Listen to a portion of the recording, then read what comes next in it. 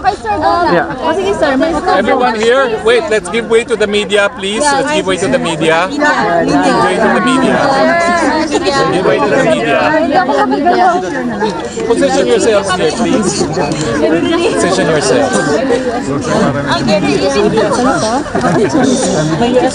Position yourselves.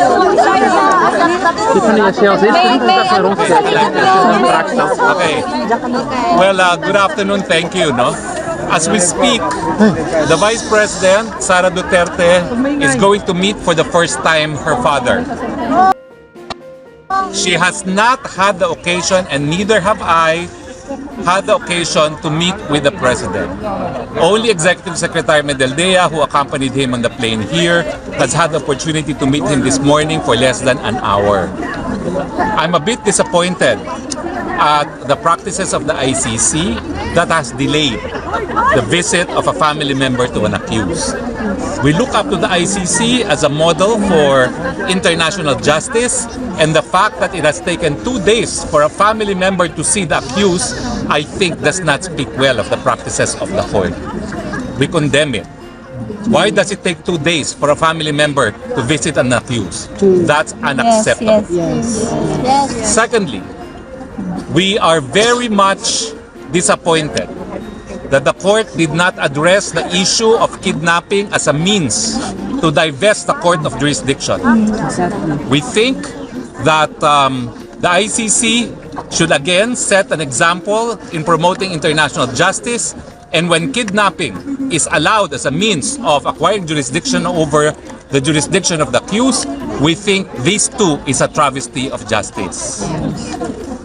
We believe that at the earliest instance, the court should rule on the legality of kidnapping as a means of acquiring jurisdiction, and we cite the case of Ibrahim versus Minister, a decision of the Constitutional Court of South Africa, that the illegality of the arrest should divest courts of its jurisdiction. You cannot correct a wrong by committing another wrong. I think it is high time that the court clarify its position on this matter. It is unacceptable that we accept accept jurisdiction acquired through kidnapping, especially when the kidnapping took place in the context of the Philippines, where the court is now being used as a tool of oppression by the Marcos government. Now, the next hearing is on September 21. But before that, we would raise the issue of jurisdiction even on an earlier date, because we believe that the issue of jurisdiction, both on the implications of kidnapping as a means of divesting the court's jurisdiction, and whether or not the court has jurisdiction, despite the fact that preliminary examination was commenced 2 years after we had already withdrawn from our membership in the court, whether or not the court still has jurisdiction. We believe that confirmation of charges is relevant, particularly on the elements of the crime. But we would want that the issue of jurisdiction be ruled upon at an earlier date. Because as we know, if the court has no jurisdiction, pointless to proceed to confirmation of charges. Now, again, as I said, it's only the first time that the Vice President is able to meet with the father. They are meeting now. And we are hoping that this afternoon too, the President will sign our appearance as counsel together with Nicholas Kaufman and VP Inday Sara too, no? Be recognized also as counsel for her father.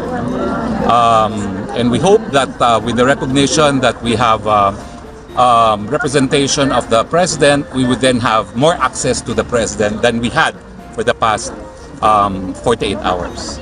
But I reiterate, this is unheard of, even in a country like the Philippines, where family members, a family member, a daughter no less, was not allowed access to her father.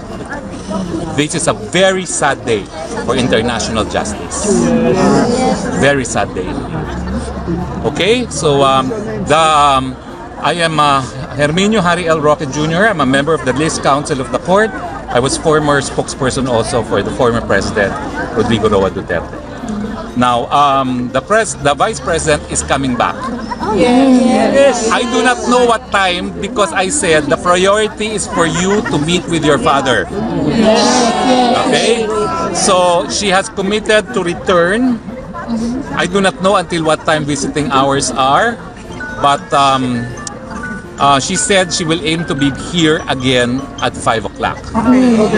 So, Yeah, we will wait. yeah, so I decided in fact to separate from her because she could not actually in conscience leave you out here in the cold, not knowing what to expect. No?